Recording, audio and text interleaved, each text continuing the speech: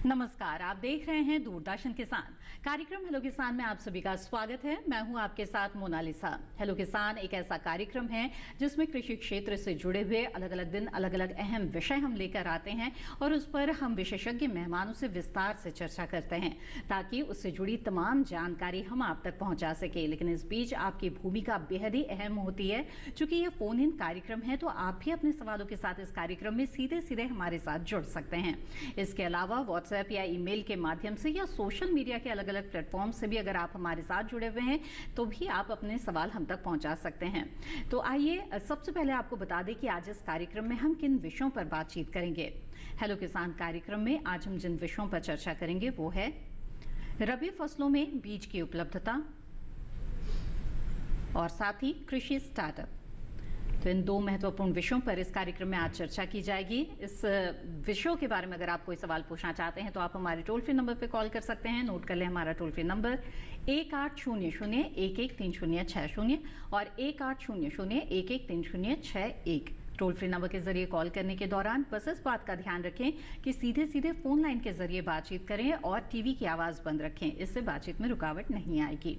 आगे बढ़ते हैं, बता दें व्हाट्सएप के जरिए भी आप अपना सवाल हमें भेज सकते हैं। व्हाट्सएप नंबर है 8800520717 और इसके अलावा ईमेल के जरिए अगर आप सवाल भेजना चाहते हैं तो नोट कर ले ईमेल आईडी है hellokisan2015@gmail.com। ईमेल या व्हाट्सएप के जरिए अगर आप सवाल भेज रहे हैं तो सवाल के साथ साथ अपना नाम और स्थान भी जरूर लिखें। हमारे सवालों के जवाब के लिए दो बेहद ही खास मेहमान हमारे साथ हैं। आइए आपका परिचय करा दें। हमारे साथ है डॉक्टर पंकज त्यागी, आप महाप्रबंधक हैं राष्ट्रीय बीज निगम पूसा नई दिल्ली में। बहुत बहुत स्वागत है आपका।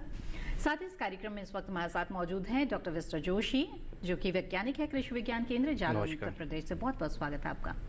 आइए बातचीत की शुरुआत करते हैं और रबी फसलों का समय आने ही वाला है और ऐसे में किसान इसकी तैयारी में जुट जाते हैं और इसमें जो सबसे महत्वपूर्ण आदान होता है कृषि में वो होता है बीज। तो आइए सबसे पहले इसी की बात कर लेते हैं। तो डॉक्टर त्यागी आपसे सबसे पहले हम समझना चाहेंगे कि अच्छे कृषि उत्पादन प्राप्त करने के लिहाज से अगर देखा जाए तो बीज की क्या महत्ता होती है? हाँ, बीज की महत्ता हम किसान भाई सभी लोग जानते हैं कि कृषि में जितने भी उपादान जिनका प्रयोग किया जाता है बीज की महत्ता सबसे ज़्यादा है जी। अगर बीज हमारा अच्छा है तो अकेले बीज के ही प्रभाव से हम 20% तक अपनी पैदावार ज़्यादा ले सकते हैं। और अगर बीज के साथ जो दूसरे कृषि उपादान हैं और जो कृषि प्रबंधन है अगर उन सब पे अच्छी तरह से ध्यान दिया जाता है तो हम 40% तक अपनी आय जो है बढ़ा सकते हैं जी। अतः कृषि में जो भी उत्पादन हैं जो भी उपादान हैं उन सब की जो इम्पोर्टेंस है या जो महत्ता है वो अच्छे बीज के ऊपर निर्भर करती है। तो बीज का अच्छा होना बहुत जरूरी है जी हाँ। तो अच्छी फसल चाहिए तो सबसे पहली बात है कि अच्छा बीज होना चाहिए। और अच्छे बीज की पहचान क्या हो, कहाँ से प्राप्त कर सकते हैं, राष्ट्रीय बीज निगम की इसमें क्या भूमिका होगी, इस पर हम विस्तार से बातचीत करेंगे आज के इस कार्यक्रम में। आइए उससे पहले नजर डाल लेते हैं इस रिपोर्ट पर।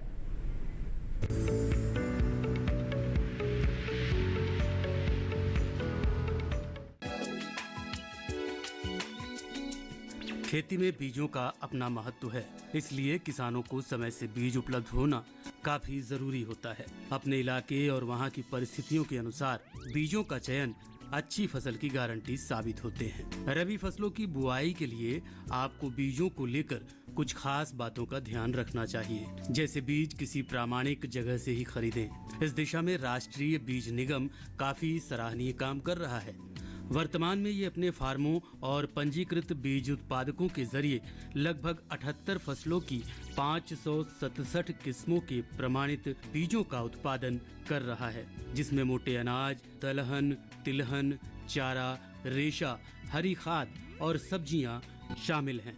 देश भर में इसके 5 फार्म और लगभग 11,603 पंजीकृत बीज उत्पादक हैं, जो विभिन्न कृषि जलवायु परिस्थितियों में बीज उत्पादन का काम कर रहे हैं। राष्ट्रीय बीज निगम देश में किसानों की जरूरतों को पूरा करने के लिए गुणवत्ता वाले बीज उपलब्ध करा रहा है। किसान बीजों का चयन करने से पहले कुछ बातों का ध्यान रखें, क्योंकि अच्छी गुणवत्ता वाले बीज मजबूत और स्वस्थ फसलों की वृद्धि के लिए जरूरी हैं। बीजों की गुणवत्ता को सुनिश्चित करने के लिए बीज प्रमाणीकरण का प्रावधान भी है।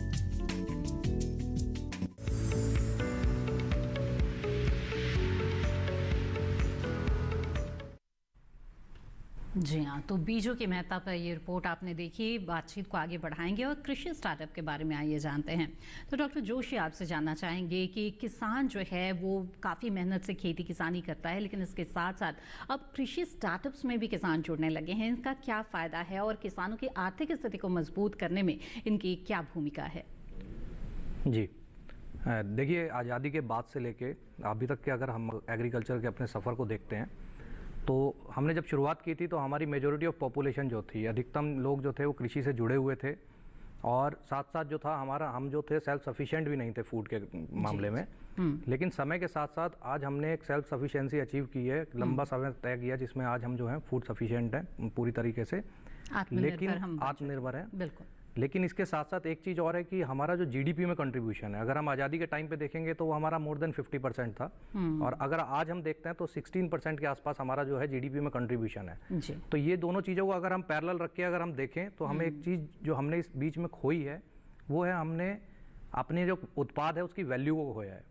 तो उसका सबसे बड़ा कारण था कि एक क्वालिटी को हम उसको खोया है, एक उसको हम प्रॉपर तरीके से कमर्शियल नहीं कर पाए हैं। जी। तो आज जो एग्री स्टार्टअप की हम बात कर रहे हैं तो ये जो है ये एक ऐसा चैनल है, ये एक एग्री बिजनेस का ऐसा रूप है जो हमें हमारे यूथ्स को इसमें कनेक्ट कर सकता है और हमारे उत्पाद की वैल्यू को कहीं ना कहीं बढ़ा सकता है और इंटरनेशनल मार्केट तक भी इसको ले जा सकता है। बिल्कुल। तो कृषि स्टार्टअप्स से कैसे आप जुड़ सकते हैं और कैसे इससे लाभ ले सकते हैं, इसके बारे में विस्तार से बातचीत करेंगे इस कार्यक्रम में। आइए उससे पहले नजर डाल लेते हैं इस रिपोर्ट पर।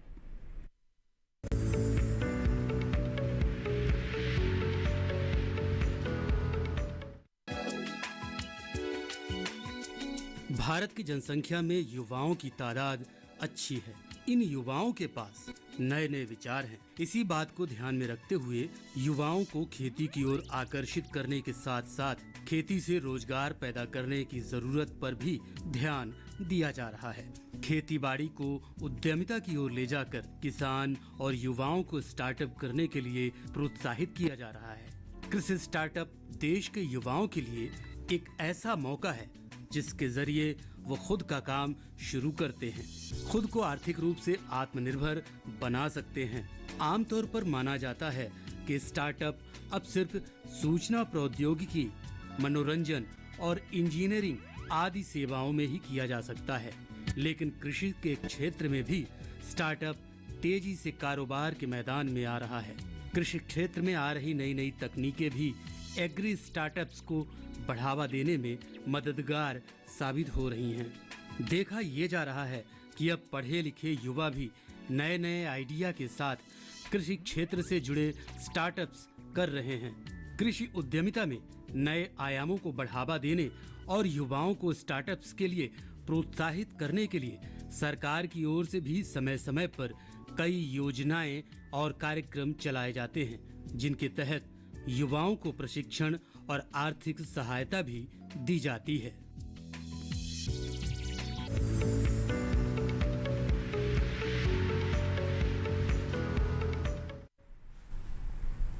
जी हाँ, तो देखा आपने कृषि स्टार्टअप को बढ़ावा देने के लिए किस तरह से लगातार प्रयास किए जा रहे हैं, इसके बारे में भी बातचीत करेंगे। लेकिन इस बीच कार्यक्रम के पहले कॉलर हमारे साथ जुड़ गए हैं, आइए उनका सवाल लेते हैं। विनोद साहू जी छत्तीसगढ़ से इस वक्त हमारे साथ फोन लाइन पर हैं। विनोद जी, स्वागत है आपका, पूछिए अपना सवाल। जी विनोद जी, क्या मेरी आवाज मिल रही है आपको? जी जी, आप अपना सवाल पूछ सकते हैं। जो पालन हमको क्या सावधानी बरतना चाहिए जी फसल लगाना चाहते हैं? जी बिल्कुल, आइए जानते हैं। तो बीज उत्पादन के लिए किस तरह की सावधानी बरतनी चाहिए जानना चाहते हैं, बताएं डॉक्टर त्यागी। हाँ विनोद जी, आपका जो प्रश्न है बहुत अच्छा प्रश्न है और रबी की शुरुआत हो चुकी है। रबी के इस मौसम में अगर आप गेहूँ, इसके अलावा जई, जौ, चना और सरसों या कोई भी अन्य जो भी फसलें आप लेना चाहते हैं, सबसे पहले अगर आप बीज उत्पादन के लिए कोई भी फसल लेना चाहते हैं तो आप एक अच्छे वैरायटी जो भी आप के क्षेत्र के लिए रिकमेंडेशन की गई हो उस वैरायटी का चुनाव कर लें और एक अच्छी जो फील्ड है, जो खेत है, उसका चुनाव कर लें। इस बात का ध्यान रखें कि जिस खेत में आप बीज उत्पादन का कार्यक्रम लेना चाहते हैं उस क्षेत्र में, उस खेत में, उस फील्ड में पिछले जो पुराना जो वर्ष रहा है, रबी का जो सीजन रहा है, उस सीजन में कोई भी उस फसल की अन्य वैरायटी जो है वहाँ ना ली गई हो। अगर इस तरह की कोई वैरायटी वहाँ ली गई है तो उससे जो वॉलंटियर प्लांट, जो अपने आप स्वैच्छिक जो पौधे हैं जो उगे आते हैं, उससे बीज की गुणवत्ता प्रभावित होने की संभावना रहेगी। तो सबसे पहले तो ये सुनिश्चित कर लें कि वहाँ पे पिछले साल में वो फसल ना ली गई हो।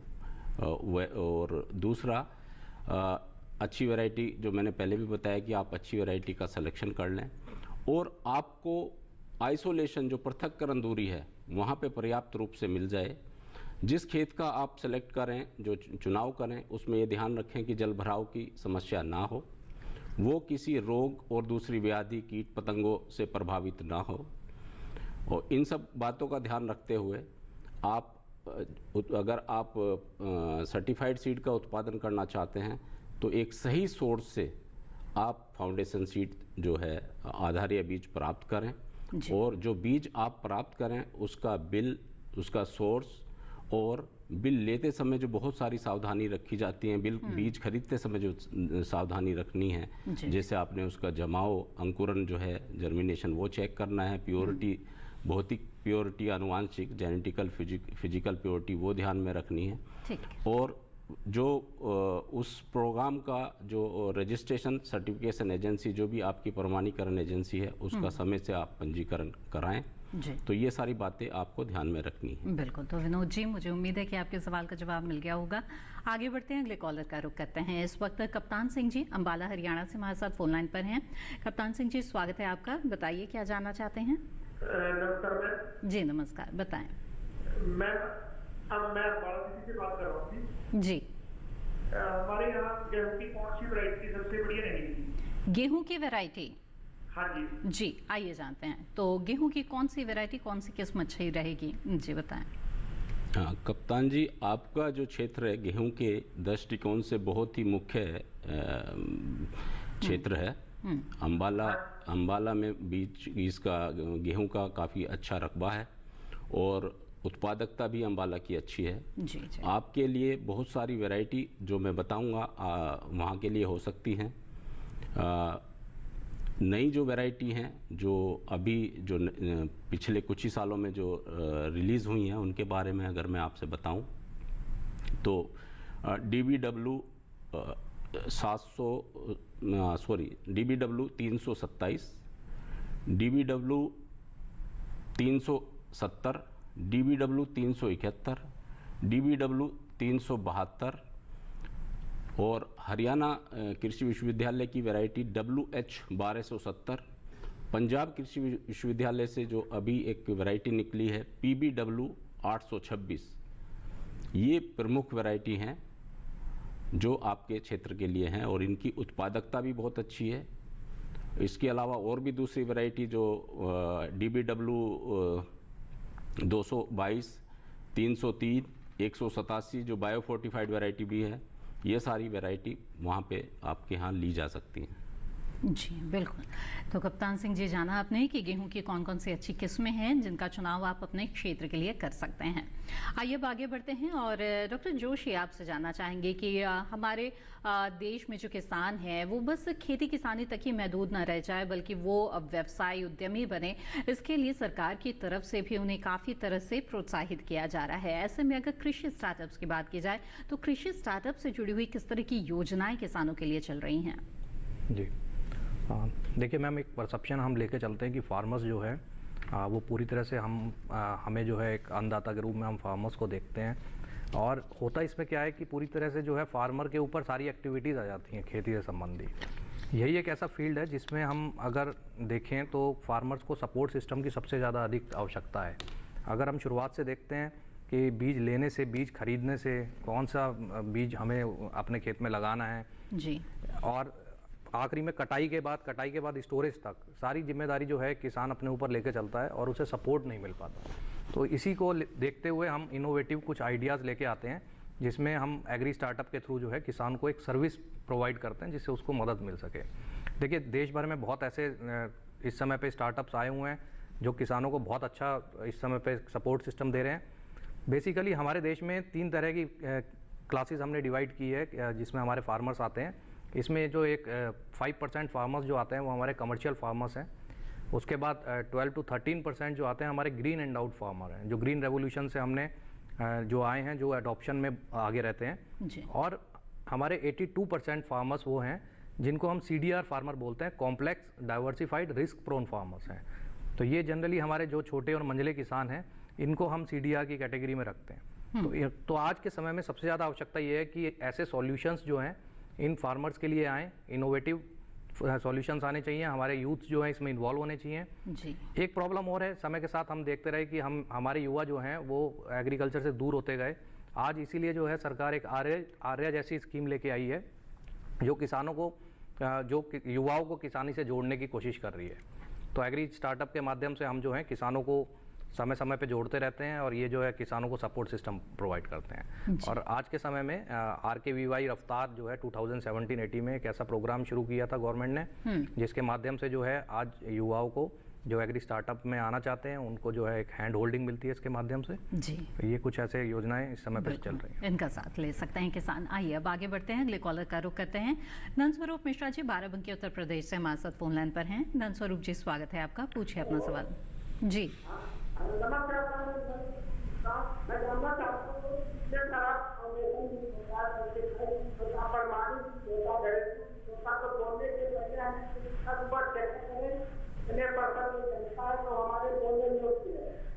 जी, तो बीज बोने योग्य है या नहीं ये किसान कैसे जान सकते हैं, ये आप जानना चाहते हैं। तो गुणवत्ता की जांच कैसे हो, जी बताएं डॉक्टर त्यागी। हाँ मिश्रा जी, आप जब कभी भी बीज खरीदते हैं तो बीज खरीदते समय ये ध्यान रखें कि वो प्रमाणित बीज हो और जो उस पे संस्था का, जो प्रमाणीकरण संस्था है उसका टैग लगा होगा और जो उत्पादक संस्था है उसका एक लेबल भी लगा होगा। आप उस पे देखेंगे कि उस पे उसकी वैधता लिखी होती है, वैलिडिटी लिखी होती है कि वो बीज कब तक मान्य है, उसका क्या जमाव प्रतिशत है, उसकी भौतिक और आनुवांशिक शुद्धता कितनी है। तो ये सारे जो पैरामीटर जो लिखे जाते हैं उसके आधार पे ही आप जो है बीज खरीदें। बीज खरीदते समय जैसे मैंने पहले भी कहा, बीज का जो है बिल ज़रूर ले लें, कैश मेमो ज़रूर ले लें और उस पे जो लोट नंबर अवश्य लिखा हो। ये जो बीज, जो प्रमाणित बीज हैं वो सभी लैब में टेस्ट होने के बाद ही किसान को जाते हैं और जो टैग जो जारी किया जाता है वो तभी जारी किया जाता है जब बीज उन सभी मानकों पे खरा उतरता है। जी जी बिल्कुल। तो नंदस्वरूप जी, उम्मीद है आपके सवाल का जवाब मिल गया होगा। इसी के साथ हेलो किसान कार्यक्रम में वक्त हो गया है एक छोटे से ब्रेक का। जल्द हाजिर होंगे, आप बने रहें दूरदर्शन किसान पर।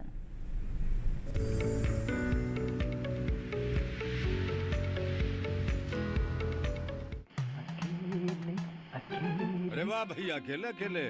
अरे तू भी ले, पर खाएगा कैसे? मैं ऑर्गेनिक खेती की बात कर रहा रे बेटे। अकेले अकेले खेती कब तक करेगा? मतलब गांव में 20-25 किसानों का समूह बना के पंजीकरण करवा ले, फिर सरकारी ट्रेनिंग भी मिलेगी और मुफ्त जैविक बीज खाद भी।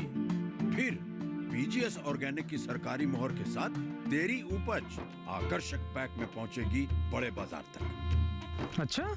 हाँ अरे भाई, कहाँ चल दिया? सबको साथ लाने, आमदनी बढ़ाने।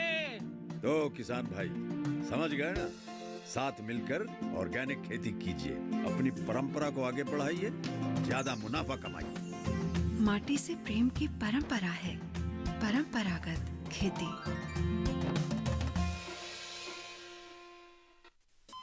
अरे सुन तो। मुझे क्या सुनाना चाहते हो? जो सुनाओ मेरी सौतन को। किसको? अरे वही तुम्हारा मोबाइल फोन जिससे सुबह शाम दिन रात चिपके रहते थे और कहते थे किसान कॉल सेंटर से बातें हो रही हैं। अच्छा ये बात है। हाँ क्यों, क्या हुआ? अब बात नहीं होती क्या? अब तो झट से बात हो जाती है। ऐसा क्या? हाँ, अब तो ज्यादा लाइनें और खास तकनीक के कारण खेती के माहिरों से तुरंत बात हो जाती है। और अगर कभी लाइन व्यस्त हो तो अपनी समस्या फोन पर रिकॉर्ड करा दो, वहाँ से फोन आ जाता है और समस्या की हल का मैसेज भी आ जाता है। ये देखो आ गया। अरे वाह, इसका मतलब इंतजार की घड़ी अब खत्म। हाँ। तभी मैं सोचूं कि आजकल मुझ पर इतना प्यार क्यों आ रहा है। कृषि संबंधी समस्याओं का अपनी भाषा में तुरंत हल पाने के लिए पूरे भारत में किसी भी फोन से हेल्पलाइन नंबर पर संपर्क करें। किसानों का दोस्त किसान कॉल सेंटर।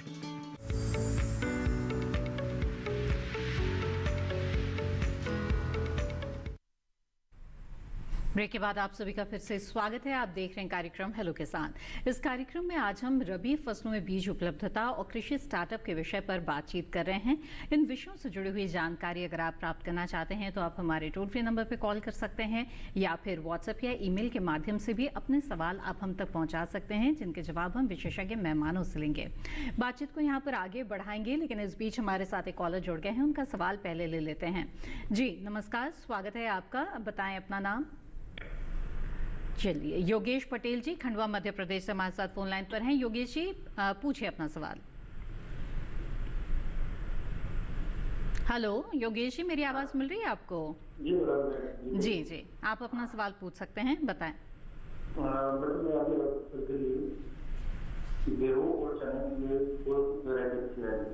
जी गेहूँ, ठीक है, गेहूँ और चने की उन्नत किस्मों के बारे में आप जानना चाहते हैं, बताएं डॉक्टर त्यागी। पटेल साहब, आपके क्षेत्र के लिए जो वैरायटी रिकमेंडेड हैं HI 1612, HI 1620, HI 1633 और DBW 187, वो ये प्रमुखता से जो अच्छी वैरायटी हैं जो आप लगा सकते हैं अपने यहाँ पे। जी, और चने की भी उन्नत किस्मों के बारे में जानना चाहते थे, कुछ अब और बताना चाहेंगे डॉक्टर त्यागी? किन किन बातों का ध्यान रखना चाहिए? हाँ जी, आप सभी कृषि क्रियाएं जो भी आपके एग्रीकल्चर यूनिवर्सिटी या वहाँ पे कृषि विज्ञान केंद्र द्वारा जो संशोधित रिकमेंडेड आपके यहाँ की गई हैं, आप उनका ध्यान रखें और उन सभी कृषि क्रियाओं को अपनाते हुए समय से अपनी बिजाई करें। ठीक है। बीज उपचारित भी बेहद ही महत्वपूर्ण होता है, इसके बारे में भी आपसे जानेंगे आगे। आइए बढ़ते हैं चर्चा को आगे बढ़ाते हुए कृषि स्टार्टअप के बारे में कुछ और जानकारियां यहाँ पर ले लेते हैं। डॉक्टर जोशी, आपसे जानना चाहेंगे कि आपने बताया कि किस तरह से कुछ महत्वपूर्ण योजनाएं भी चलाई जा रही है कृषि स्टार्टअप्स को बढ़ावा देने के लिए। तो अब जब किसान ये तय करता है कि वो किसी स्टार्टअप से जुड़ना चाहता है तो उनके लिए किस किस तरह के विकल्प मौजूद हैं इस क्षेत्र में? जी देखिए, युवा जो हैं हमारे, वो एग्रीकल्चर से रिलेटेड डिफरेंट जितने भी एस्पेक्ट्स हैं उन पे आप स्टार्टअप स्टार्ट कर सकते हैं कि इनोवेटिव आइडिया लेके आप आ सकते हैं। जी, जी। जैसे कि एग्रीकल्चर इनपुट, ये एक बहुत महत्वपूर्ण क्षेत्र है। इसमें अगर हम बीज से लेके खाद की बात करते हैं, अगर हम पेस्टिसाइड की बात करते हैं, इंसेक्टिसाइड की बात करते हैं, और किसानों के लिए जो भी महत्वपूर्ण हो सकता है हम एग्री इनपुट में लेके आ सकते हैं। फार्म मैकेनाइजेशन का एरिया भी हम इसमें सेलेक्ट कर सकते हैं, किसानों को नई टेक्नोलॉजी से जोड़ने के लिए जो फार्म मैकेनाइजेशन से रिलेटेड है। जैसे आप देखेंगे कि बहुत से क्षेत्र में लेज़र लैंड लेवलर यूज़ हो रहा है इस समय पे, ड्रोन टेक्नोलॉजी आ रही है, ICT को हम इसमें लेके आ सकते हैं, IoT को हम इसमें लेके आ सकते हैं। इसके साथ साथ जो है अगर हम आगे बढ़ते हैं तो पोस्ट हार्वेस्ट टेक्नोलॉजीज़ को, आज समय जो है वो वैल्यू एडिशन का है। आज हमारी जो उत्पाद है उसकी मांग बाहर तक है, तो उसमें हमें कहीं ना कहीं वैल्यू एडिशन लेके आना पड़ेगा अपने उत्पाद में। तो पोस्ट हार्वेस्ट गुड टेक्नोलॉजीज़ को और वैल्यू एडिशन को हम इसमें इन्वॉल्व कर सकते हैं। पोस्ट हार्वेस्टिंग के बाद जो है हम लोग डेयरी में, गवर्नमेंट ने इस बार अपने बजट पे स्पेशल फोकस किया डेयरी पे, एनिमल हस्बेंड्री पे, फिशरीज़ पे। तो ये कुछ ऐसे एरियाज़ हैं जिसमें युवा जो हैं अपनी नई सोच के साथ नए सॉल्यूशन हमारे किसानों को प्रोवाइड कर सकते हैं। बिल्कुल। तो जैसे उनको सॉल्यूशन मिलेगा तो हमारे किसान डेफिनेटली स्टार्टअप से जुड़ेंगे और उन तकनीक को अपनाने में उनको कोई हिचकिचाहट नहीं रहेगी। बिल्कुल। तो बहुत सारे विकल्प है किसानों के पास जिनसे वो जुड़ सकते हैं कृषि स्टार्टअप के लिए। आइए अब आगे बढ़ते हैं और अगले कॉलर का रुख करते हैं। इस वक्त हमारे साथ मुकेश अवस्थी जी शाजापुर से जुड़े हुए हैं फोन लाइन पर। मुकेश जी, स्वागत है आपका, पूछिए अपना सवाल। माफ कीजिएगा, शाहजहांपुर उत्तर प्रदेश से हैं। जी मुकेश जी, बताइए क्या जानना चाहते हैं? हम ये जानना चाहते हैं कि चलने के बाद जो सेटिंग रेडी होती है वो डालते हैं, इसके बाद आखिर में जब डेट रहती है कौन सा माना चाहिए? जी मुकेश जी, आपकी आवाज हमें बहुत साफ साफ नहीं मिल पा रही है, अगर आप फिर से अपना सवाल दोहरा सकें, धीरे धीरे बताएं। जी हम ये जानना चाह रहे हैं मैडम जी कि जो गेहूं डालते हैं गन्ने गन्ना होता है जी जी में डालते हैं, उसके बाद कौन सा बीज बोया जाता है? अच्छा, गन्ने के बाद कौन सी फसल ले सकते हैं? हाँ, लेट वैरायटी गेहूं। अच्छा, लेट वैरायटी की। बताएं डॉक्टर त्यागी, क्या सुझाव देना चाहेंगे? हाँ, अवस्थी जी, आपका जो प्रश्न है वो क्लियर नहीं हो पा रहा है। गन्ने के बाद आप कौन सी फसल लेना चाहते हैं? गन्ने के बाद जो हम लोग गेहूं करते हैं वो कौन सी लेट वैरायटी गेहूं जो उत्पादन सही होता है? गन्ने के बाद आप गेहूं की कौन सी लेट वैरायटी की पछेती किस्म लेना चाहते हैं गेहूं की? हाँ, जो गन्ने की पेड़ी डालने से उसके बाद। हाँ जी, हाँ जी, हाँ जी, हाँ जी। गन्ने की जो फसल है, आप उसके बाद जो लेट फसल आप खासकर अगर आपके यहाँ पे कुछ एरिया जो है ऊसर भूमि का बहुत बड़ा एरिया आपके जो है राज्य क्षेत्र में है, ठीक है, तो आपके पास जो पुरानी वैरायटी पहले 305 आती थी, के 305, अभी 306 भी है, तो ये अगर वैरायटी है तो अच्छी है, ये बढ़िया लेट वैरायटी है, आप इसको ले सकते हैं। आप बिल्कुल, तो पछेती किस्मों के बारे में आपने जान लिया। डॉक्टर त्यागी, मैं जानना चाहती थी कि बीज उपचार करना बेहद ही ज़रूरी होता है। कई बार ये भी बताया जाता है कि जो बीज मिल रहा है वो उपचारित होता है, लेकिन क्या फिर भी किसानों को बीज उपचार करना पड़ता है और कैसे करें? हाँ, ये बहुत अच्छा प्रश्न है। बीज उपचार, जहाँ तक प्रमाणित बीज का सवाल है, बीज को जो भी रिकमेंडेशन है, बीज को उपचार करके ही किसानों को दिया जाता है जी। उसके अलावा भी अगर किसान की कोई भी समस्या जो लोकल स्तर पे है, जैसे कोई बीज जनक रोग,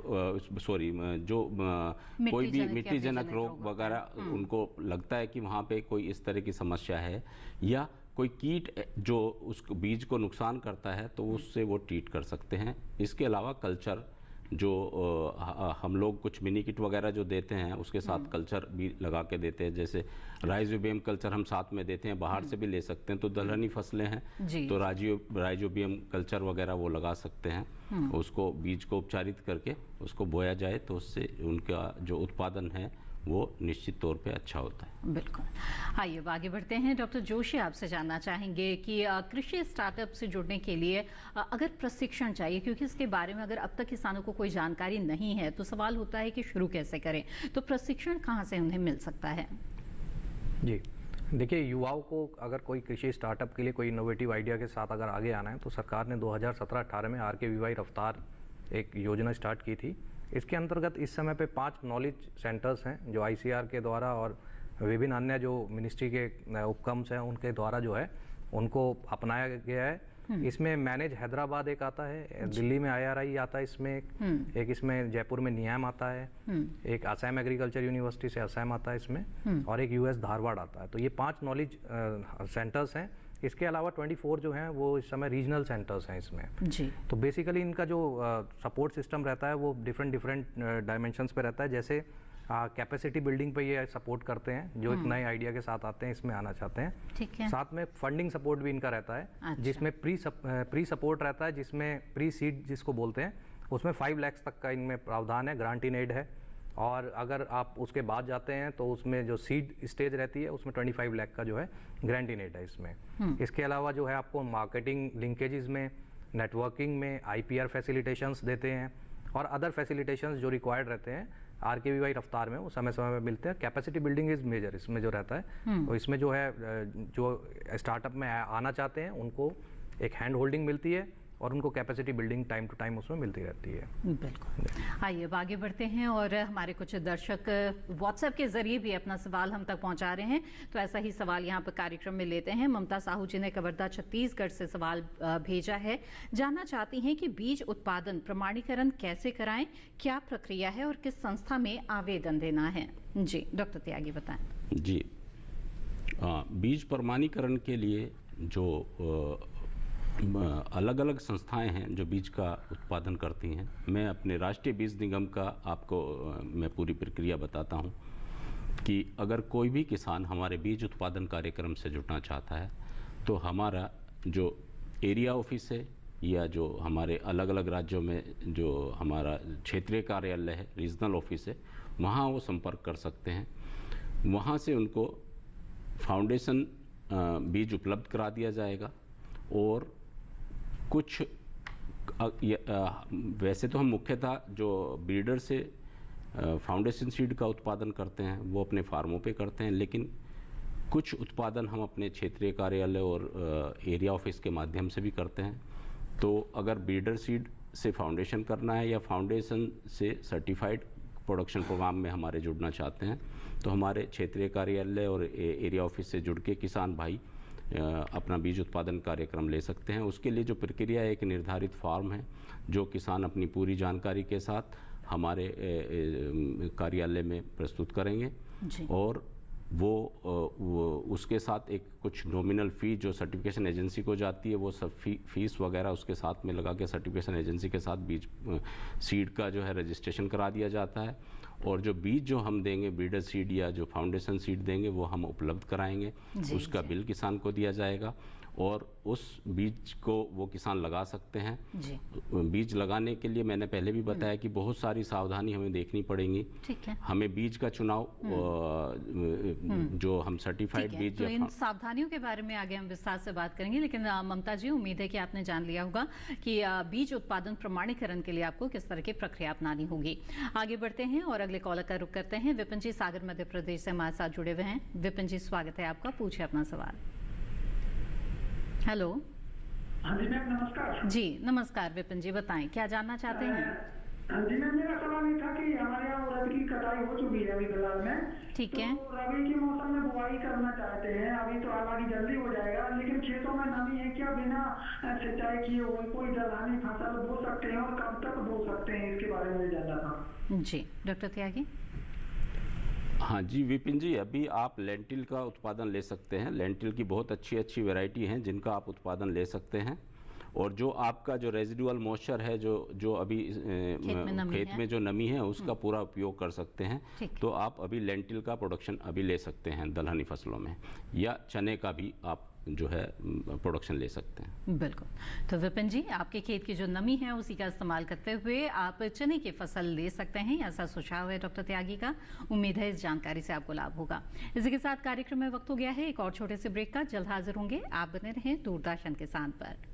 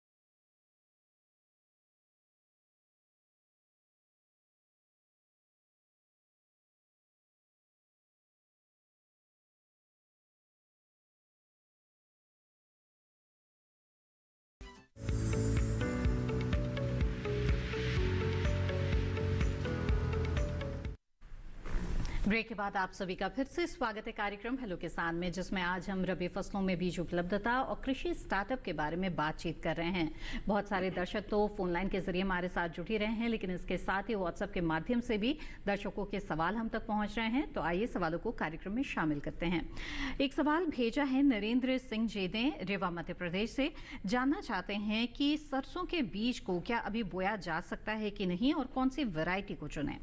जी डॉक्टर त्यागी, क्या सुझाव होगा आपका। जी सरसों का अभी बिजाई की जा सकती है और सरसों के लिए बहुत ही अच्छी अच्छी वैरायटी आज उपलब्ध हैं। बायो फोर्टिफाइड वैरायटी भी उपलब्ध है, जिसमें पूसा इंस्टीट्यूट से निकली संस्थान से जो वैरायटी निकली हुई है पूसा मस्टर्ड 0031, पूसा मस्टर्ड 0033, इसके अलावा पूसा मस्टर्ड 32 और पूसा मस्टर्ड 30, RGN 298 और RH 749 ये अच्छी प्रजाति हैं, आप इनका जो है अपना उत्पादन कर सकते हैं अभी। जी बिल्कुल। तो नरेंद्र जी, जाना आपने कि सरसों की कौन कौन सी वैरायटी इस वक्त आपके क्षेत्र के लिए अच्छी रहेगी। आगे बढ़ते हैं और डॉक्टर जोशी आपसे जानना चाहेंगे कि किसानों के लिए किसान उत्पादक संगठनों पर भी काफ़ी जोर दिया जा रहा है, क्योंकि अकेले आप कोई काम करते हैं तो अच्छा होता है कि आप समूह में किसी कार्य को करें। तो ऐसे में अगर कृषि स्टार्टअप की बात की जाए तो उनमें इन FPOs की क्या भूमिका हो सकती है?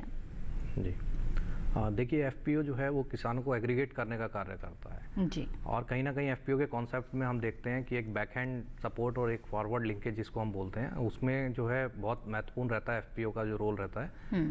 एग्री स्टार्टअप जो है वो एक इनोवेटिव आइडिया लेके आता है। सपोज हम एक एग्जांपल लेते हैं कि कोई एक पर्टिकुलर एग्रो इकोलॉजिकल जोन है जहाँ पे मटर की बहुत अच्छी खेती हो रही है, तो वहाँ पे हम एक FPO डेवलप करते हैं जो हमें एक रॉ मटेरियल प्रोवाइड कर सकता है जी। अब एग्री स्टार्टअप का रोल्स यहाँ पे 2 वे हो सकता है। एक तो ये कि जो फार्मर्स का ग्रुप है उसको उनकी जो प्रॉब्लम्स हैं उसको आइडेंटिफाई करके उसको एक सॉल्यूशन प्रोवाइड करना, प्लस उनका जो प्रोडक्ट है, जो उत्पाद है उनका, उस उत्पाद को वैल्यू एडिशन करके आगे ले जाना। तो इसमें एग्री स्टार्टअप कई वे में आ सकता है। एक मार्केट लिंकेज के लिए भी आ सकता है और एक स्टार्टिंग में जो सॉल्यूशंस प्रोवाइड करना है तो वहाँ पे भी एक सपोर्ट मिल सकता है। तो बेसिकली अगर इन दोनों को कन्वर्ज कर दिया जाए FPO और एग्री स्टार्टअप के कॉन्सेप्ट को, तो इसमें एक अच्छा एक मॉडल डेवलप हो सकता है जो फार्मर्स के लिए इफेक्टिव रह सकता है और एक अच्छी मार्केट दिलवाने के लिए एक बहुत इफेक्टिव मॉडल डेवलप हो सकता है।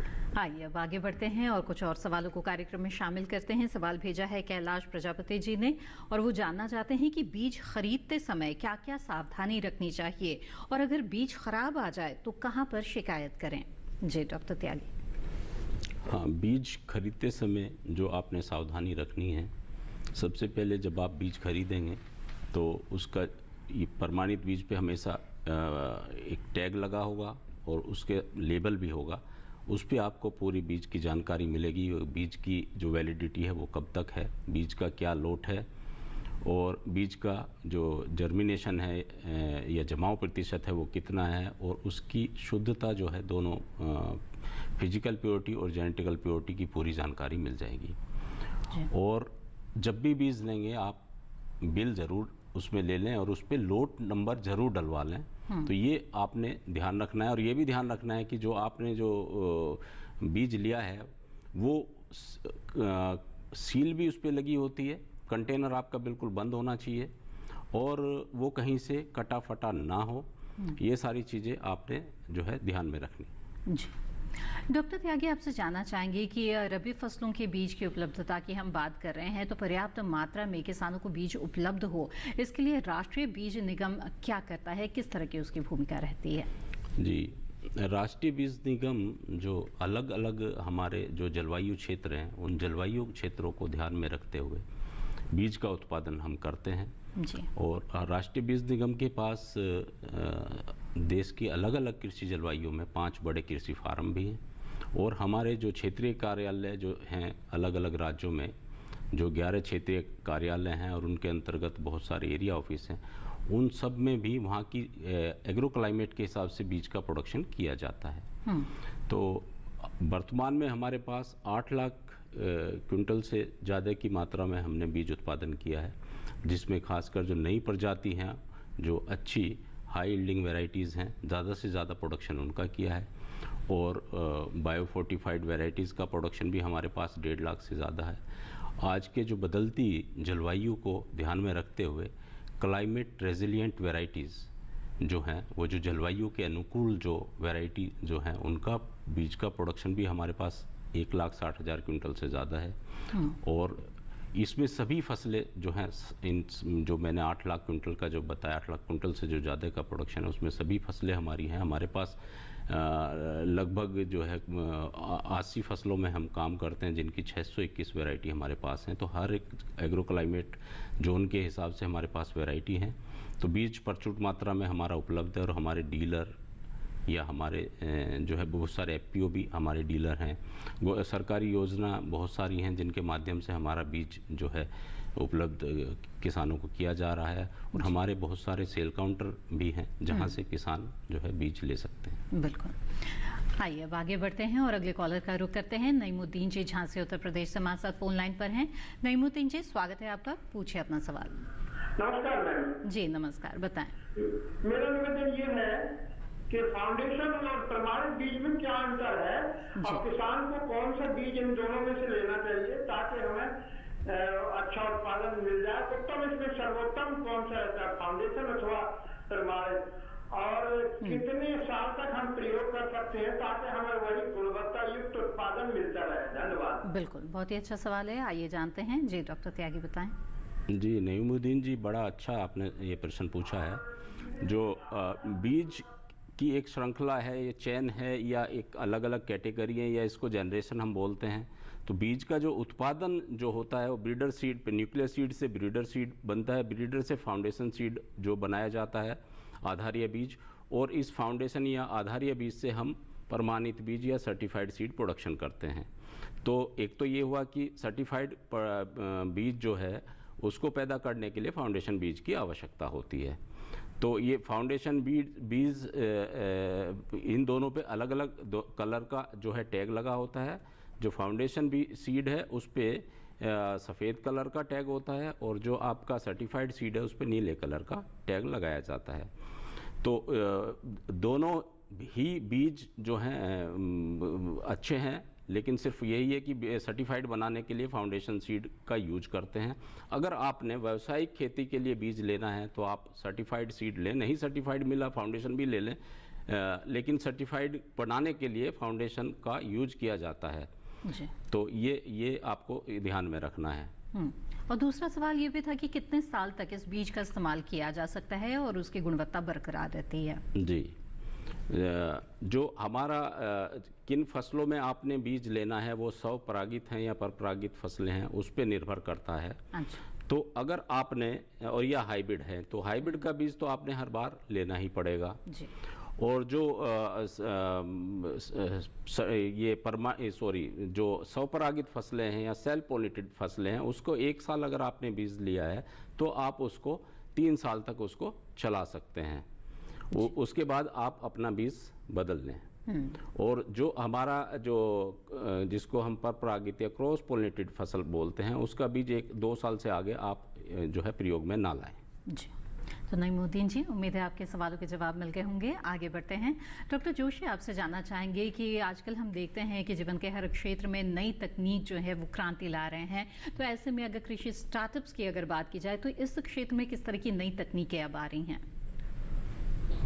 देखिए मैम, जैसे मैंने पहले भी बताया आपको कि इस समय पे एक तो टेक्नोलॉजिकल रेवोल्यूशन का समय है ये जी। और जल्दी जल्दी बहुत टेक्नोलॉजिकली साउंड टेक्निक्स भी आ रही हैं। जैसे आप देखेंगे IoT, अगर आप देखेंगे आर्टिफिशियल इंटेलिजेंस, हम ड्रोन की बात करते हैं जी। ड्रोन जो है IoT का जो है आर्टिफिशियल इंटेलिजेंस है। इसके अलावा वैराइटीज़, जैसे अभी डॉक्टर साहब से कई क्वेश्चन पूछे जा रहे हैं कि कौन सा हमें बीज उत्पादन करना चाहिए, कौन सी वैराइटीज़ हैं। तो इस तरह के जो टेक्नोलॉजीज़ हैं, रिसेंट टेक्नोलॉजी है, क्लाइमेट रेजिलिएंट टेक्नोलॉजीज़ हैं। ये सब टेक्नोलॉजीज़ जो है आज के समय में हम स्टार्टअप्स में इसको ऐड कर सकते हैं और इनको एक सेकेंड वैल्यू एडिशन, ये सबसे महत्वपूर्ण चीज़ है। जो भी हम उत्पाद कर रहे हैं हम उसको वैल्यू एडिट करें। देखिए आज नॉर्थ ईस्ट से हम बैम्बू अचार दिल्ली में इजीली पा सकते हैं। बिल्कुल। तो इस तरह के स्टार्टअप्स भी हमारे बीच में आए हैं। और जैसे मैंने आपको पहले बताया था कि हमने 3 कैटेगरीज में अपने फार्मर्स को डिवाइड किया है। तो कहीं ना कहीं हमारा जो इस समय पे जो हम टेक्नोलॉजी ड्रिवन स्टार्टअप्स की बात कर रहे हैं तो वो कमर्शियल फार्मर्स और ग्रीन एंड आउट फार्मर्स को टारगेट कर रहे हैं। लेकिन वास्तव में जरूरत जो है वो 82% फार्मर्स जो हमारे CDR में आते हैं, complex diversified and risk prone farmers हैं, उनके लिए हमें टेक्नोलॉजीज को आगे लेके आना जरूरी है। जी जी जी, बिल्कुल। आइए अब आगे बढ़ते हैं। डॉक्टर त्यागी, आपसे जानना चाहेंगे कि गुणवत्ता युक्त और उचित मात्रा में जो बीज की उपलब्धता है, ये तमाम बातें सुनिश्चित करने के लिए क्या सरकार की तरफ से किस तरह की योजनाएं भी चलाई जा रही हैं जिनका लाभ किसान ले सकते हैं? जी, भारत सरकार द्वारा बीज से जुड़ी बहुत सारी योजनाएं जो हैं चलाई जा रही हैं जिससे किसान को उच्च गुणवत्ता का बीज उनको मिल सके। राष्ट्रीय खाद्य mission, national food security mission के अलग अलग कंपोनेंट हैं। इसमें ऑयल सीड या एडिबल ऑयल, इसमें बहुत सारी जो तिलहनी फसलें हैं उन पे किसानों की सहायता के लिए अनुदान भी दिया जाता है, बीज उत्पादन के लिए भी अनुदान दिया जाता है। इस तरह से कॉमर्शियल NFSM कॉमर्शियल क्रॉप्स में भी जो अनुदान दिया जाता है। जी। और दलहन फसलें जो है राष्ट्रीय खाद्यान्न mission, national food security mission pulses के लिए भी अनुदान किसानों को दिया जाता है। बीज ग्राम योजना, सीड विलेज योजना के माध्यम से भी किसानों को जो है इसमें सहायता दी जा रही है। बिल्कुल। तो कई तरह की योजनाएं हैं बीज को लेकर भी, जिनका लाभ किसान ले सकते हैं। बातचीत इसी तरह से हमारी जारी रहेगी, लेकिन फिलहाल कार्यक्रम में वक्त हो गया है एक और छोटे से ब्रेक का। आप बने रहें दूरदर्शन किसान पर।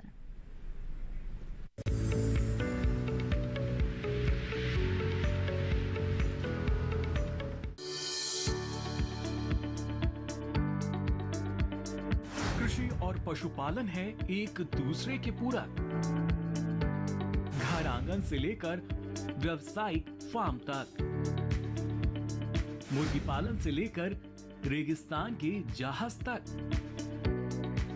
बीमारियों से अब पशुपालक ना हो परेशान। विशेषज्ञ करेंगे आपकी समस्या का समाधान। जुड़िए हमसे, पूछिए अपने सवाल। ईमेल के जरिए भी आप हमारे साथ जुड़ सकते हैं। हमारी ईमेल आईडी है ddkisanapc@gmail.com। हमारे टोल फ्री नंबर हैं 1800-113060 और 1800-113061। देखिए अपना पशु चिकित्सक हर रविवार शाम 6:30 बजे दूरदर्शन किसान चैनल पर।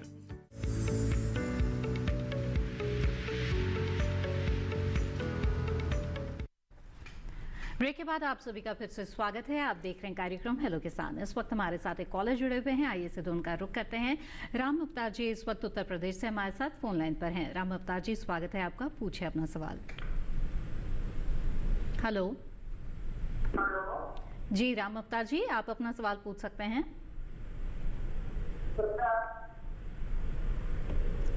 राम अवतार जी हम आपको सुन पा रहे हैं, सवाल पूछिए जी।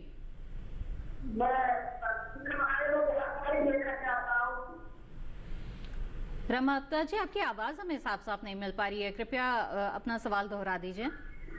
सरसों के बारे में जानकारी देना चाहता हूँ और गेहूं के बारे में। जी आइए जानते हैं, सरसों और गेहूं के बीज प्राप्त करना चाहते हैं। डॉक्टर त्यागी ऐसे में क्या सुझाव देंगे आप? हाँ राम अवतार जी, आप आगरा में हमारा एरिया ऑफिस है मथुरा रोड पे, वहाँ से गेहूं की उन्नत किस्में आपको उपलब्ध हो जाएंगी और सरसों की भी उन्नत किस्में हमारे यहाँ से आपको उपलब्ध हो जाएंगी। तो आप हमारे जो एरिया ऑफिस जो मथुरा रोड पे है वहाँ से आप संपर्क कर सकते हैं और आप बीज वहाँ से ले सकते हैं। जी राम अवतार जी, उम्मीद है आपके सवाल का जवाब मिल गया होगा और आगे बढ़ते हैं। डॉक्टर त्यागी आपसे जानना चाहेंगे कि अब किसान जबकि बीज उपलब्ध करना चाहते, प्राप्त करना चाहते हैं, तो किस किस तरह के विकल्प उनके पास है, कहाँ से वो बीज ले सकते हैं?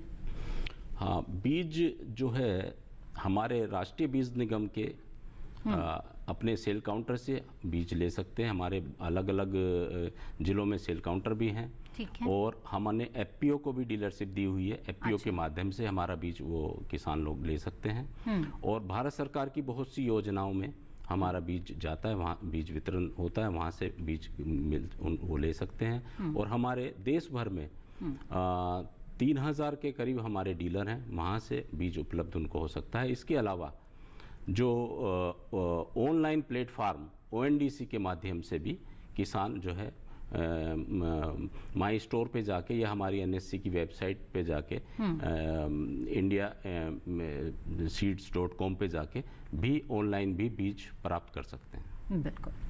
आइए अब आगे बढ़ते हैं। जान लिया आपने कि कहाँ कहाँ से बीज आप प्राप्त कर सकते हैं और अब कृषि स्टार्टअप के बारे में डॉक्टर जोशी हमें बताएं कि किस तरह के जो स्टार्टअप्स है वो आज की तारीख में बहुत ज़्यादा सफलतापूर्वक चल रहे हैं, फल फूल रहे हैं। कुछ अच्छे उदाहरण अगर आप देना चाहें अपने क्षेत्र या अपने अनुभव के आधार पर। जी हाँ, देखिए जो स्टार्टअप्स फार्मर्स को डायरेक्टली बेनिफिट दे रहे हैं, एक सपोर्ट सिस्टम दे रहे हैं, हैंड होल्डिंग दे रहे हैं, प्लस जो वैल्यू एडिशन की तरफ जा रहे हैं, आज उनकी काफ़ी डिमांड है मार्केट में। जैसे हम कुछ स्टार्टअप्स को देखते हैं, एक एग्रोनेक्स्ट करके एक स्टार्टअप है, तो वो एक भू परीक्षक जो है सॉइल टेस्टिंग के लिए एक किट लेके आए हैं वो। तो इसके माध्यम से किसानों को जो है रियल टाइम डेटा मिलता है उसमें और ऑन फील्ड जो है उनका सॉइल टेस्टिंग होता है, जिसके बेस पे वो अपने फर्टिलाइज़र डोज को निर्धारित कर सकते हैं। जी। इस तरह से एक एब्सोल्यूट है इस समय पे गुड़गांव से, गुड़गांव बेस्ड है, तो ये एक हाई क्वालिटी फूड जो है मार्केट एक वैल्यू चेन की तरफ लेके आ रहे हैं इनको। और ऐसे एक आईसीटी के ऊपर जो है ग्रो फार्म करके एक स्टार्टअप है। तो डिफरेंट एस्पेक्ट पे जो है अलग अलग तरह के स्टार्टअप्स आ रहे हैं जो युवाओं के बीच में काफ़ी एनकरेजिंग है और जो है फार्मर्स को एक अच्छा सॉल्यूशन भी दे रहे हैं इस समय पे। यहाँ तक बहुत सारे एनजीओ जो हैं वो भी स्टार्टअप स्टार्ट कर रहे हैं, नए एग्री बिजनेस की तरफ वो भी काफ़ी रुख कर रहे हैं। जैसे मैं एक उदाहरण देता हूँ कि एक बुंदेलखंड रीजन में परमार्थ एनजीओ है, तो उनका एक जो यूथ है उनके फैमिली से रिलेटेड, तो वो सब जो है एनजीओ के साथ साथ जो है वो इस समय पे स्टार्टअप्स में भी एंटर कर गए हैं और वैल्यू एडिशन की तरफ भी वो लोग जा रहे हैं, पोस्ट हार्वेस्टिंग की तरफ जा रहे हैं। तो ऐसे बहुत सारे उदाहरण हमारे बीच में ही हैं जो किसानों को सपोर्ट कर रहे हैं। बिल्कुल, तो बहुत तरह के कृषि स्टार्टअप्स हैं जो आज फल फूल रहे हैं और इसके लिए सरकार की तरफ से भी लगातार उनको साथ भी मिल रहा है। तो ऐसे में जबकि हम बात कर रहे हैं डॉक्टर त्यागी की आज के जो युवा है उनके पास किस तरह से नौकरी पाने का नहीं बल्कि नौकरी देने का अवसर है, कई तरह के स्वरोजगार के विकल्प उनके पास है। तो ऐसे में चूंकि बीज उत्पादन से जुड़े हुए कई सवाल भी आए हैं, आपसे जानना चाहेंगे कि बीज उत्पादन और बीज वितरण जो व्यवसाय है उससे जुड़कर युवाओं के पास किस तरह की संभावनाएं रोजगार को लेकर हैं।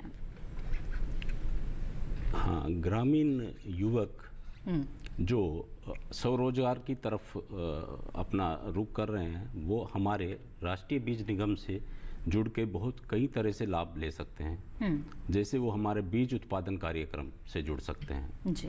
बीज उत्पादन कार्यक्रम जो है हम किसान लोगों को direct as a registered grower भी हम उनको अपना सीड प्रोडक्शन प्रोग्राम देते हैं। और इसके अलावा अगर वो सामूहिक रूप से बीज उत्पादन करते हैं, एफपीओ बनाते हैं, उसके माध्यम से भी हम उनको बीज उत्पादन कार्यक्रम जो है किसानों को देते हैं। इसके अलावा जो किसान लोग या उनके परिवार के जो बेरोजगार लोग हैं जो हमसे बीज व्यवसाय से जुड़ना चाहते हैं वो हमारी डीलरशिप लेके भी अपना बीज का कारोबार शुरू कर सकते हैं। जी बिल्कुल। और डॉक्टर जोशी, अगर महिलाओं की बात न करें तो बातचीत अधूरी रह जाएगी। आधी आबादी और उनके आर्थिक स्थिति को मजबूत करने की भी यहाँ पर कई तरह से कोशिशें की जा रही है। तो ऐसे में कृषि स्टार्टअप्स में महिलाओं को कितने आप सक्रिय भूमिका में देख रहे हैं? ये बहुत ही महत्वपूर्ण आपने बात की। देखिए, महिलाओं का योगदान जो है अब हर फील्ड में बहुत आगे तक है। और कृषि की भी अगर हम बात करें तो देखा जाए तो पूरा लाइव स्टॉक जो है वो महिलाएं संभालती हैं हमारे देश में। इवन आप खेती में जितना काफ़ी हद तक जो काम होते हैं वो महिलाओं के द्वारा ही किया जाता है। स्टार्टअप्स की जैसे बात है तो आज के समय में स्टार्टअप जो है आप देखेंगे कि जो हमारे टेक्निकल जो लोग निकल के आ रहे हैं, आईआईटी से आ रहे हैं, आईएम से, मैनेजमेंट से आ रहे हैं, वो लोग स्टार्टअप की तरफ जा रहे हैं। और इसमें महिलाएं भी उतना ही आगे हैं जितना जो पुरुष हैं। तो ऐसा कोई इसमें भेदभाव नहीं है कि नहीं महिलाएं नहीं कर सकती हैं ये चीज़ें। तो आपके पास एक अच्छा इनोवेटिव आइडिया होना चाहिए, आपके पास फार्मिंग कम्युनिटी के साथ जुड़ने का एक जज्बा होना चाहिए। तो ये बहुत महत्वपूर्ण है इसमें। जी।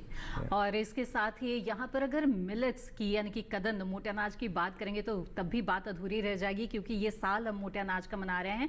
और ख़ास तौर पे देखा है हमने कि किस तरह से कृषि स्टार्टअप जो एग्री स्टार्टअप्स मिलेट से जुड़े हुए बहुत तेज़ी से इस समय फल फूल रहे हैं। तो इसकी क्या वजह है? क्या इसके लिए ऐसा क्या समय आ गया है कि ये इस क्षेत्र से जुड़ना किसानों के लिए लाभदायक लग रहा है? देखिए मैम, एग्रीकल्चर में अगर हम देखते हैं हम मोटा अनाज छोड़ के हम गेहूं की तरफ आए थे और आज दोबारा समय आ गया है कि हम जो है मोटे अनाज की तरफ जा रहे हैं। निश्चित तौर पे हमारे डाइट में जो है फाइबर कंटेंट की जो एक कमी हुई है, हम मोटे अनाज से उसको पूरा कर सकते हैं। दूसरा देखिए, हम लोग जो है रेन फेड एग्रीकल्चर हमारे देश में प्रोमिनेंट है, सबसे अधिक वही है। रेन फेड एग्रीकल्चर के जो सहायक रहता है वो मोटा अनाज रहता है। स्टार्टअप्स का जो बहुत महत्वपूर्ण रोल है, इंडिया जो है, हमारा देश जो है आज 40% से ज़्यादा जो है रॉ मटेरियल प्रोवाइडर्स बन सकता है इंटरनेशनल मार्केट के लिए। बिल्कुल। और यहाँ पे जो है स्टार्टअप जो है वो बहुत महत्वपूर्ण है। एक चेन डेवलप कर सकते हैं हम लोग, जिसमें मोटे अनाज को हम विदेश तक ले जा सकते हैं। जी। तो यहाँ पे महत्वपूर्ण भूमिका रहेगी स्टार्टअप्स की। और एक चीज बिल्कुल, और हाल में जो इतने तमाम आयोजन हुए हैं उसमें हमने देखा है कि किस तरह से ये जो मिलेट्स है उसको काफ़ी ज़्यादा प्रमोट किया गया है और उसका असर भी नज़र आने लगा है, तो एक मांग जो है उसकी बनने लगी है। तो ऐसे में इससे जुड़े जो कृषि स्टार्टअप्स है उनको काफ़ी लाभ हो रहा है। तो इसी तरह से कृषि स्टार्टअप्स के बहुत सारे विकल्प हैं जिनसे किसान जुड़ सकते हैं जो भी उनको सुविधाजनक लगे।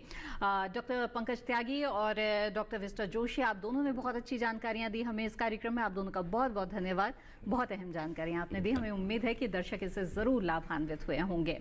तो इसी तरह से जाना आज आपने कि किस तरह से रबी फसलों में बीजों का चुनाव करना है, तो किन बातों का ध्यान रखना है, साथ ही कृषि स्टार्टअप आपकी आर्थिक स्थिति को मजबूत करने में कितनी महत्वपूर्ण भूमिका अदा कर सकते हैं। उम्मीद है इन जानकारियों का लाभ उठाएंगे आप।